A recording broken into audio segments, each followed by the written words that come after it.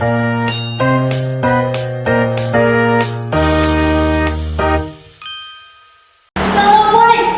warahmatullahi wabarakatuh. Waalaikumsalam warahmatullahi wabarakatuh. Segala puji bagi Allah Subhanahu wa Ta'ala yang telah melimpahkan nikmat kepada kita.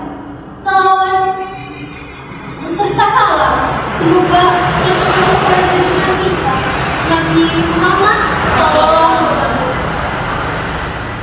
Dilanjutkan dengan menyebutkan pentingnya menepati janji. Nah, di sini ada kutipan dari surat An-An'am ayat 91. Dan tepatilah perjanjian dengan Allah apabila kamu berjanji. Lalu ada pentingnya menepati janji. Allah Subhanahu wa Ta'ala menekankan pentingnya menepati janji di dalam Al-Quran. Nah, seperti dalam surat Al-An'am ayat 31 tadi, 91 tadi, juga ada di surat Al-Isra ayat 34. Dan penuhilah janji, sesungguhnya janji itu pasti ditanyakan.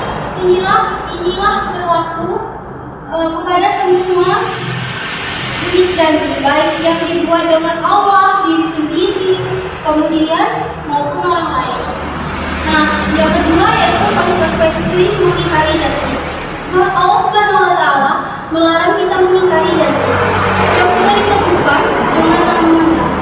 Sebagaimana dijelaskan dalam surat An-An'am ayat 91. Dan janganlah kamu mengatakan sumpah-sumpahmu itu setelah menentukannya, sedang kamu menjanjikan Allah sebagai saksimu terhadap sumpah-sumpahmu itu. Mengingkari janji adalah kesalahan yang besar yang harus dimintai pertanggungjawaban di akhirat. Ciri-ciri orang beriman yaitu orang mukmin sejati adalah orang yang selalu berusaha menepati janji. Nah, kemudian ada contoh dari Rasulullah. Rasulullah SAW sendiri adalah orang yang baik dalam menepati janji. Bahkan ketika beliau hanya menginginkan dan kebanyakan beliau tidak memberikannya karena beliau sudah berjanji dan akan memberikannya kepada orang lain. Lalu kesimpulannya, dengan demikian menepati janji adalah sebuah keharusan.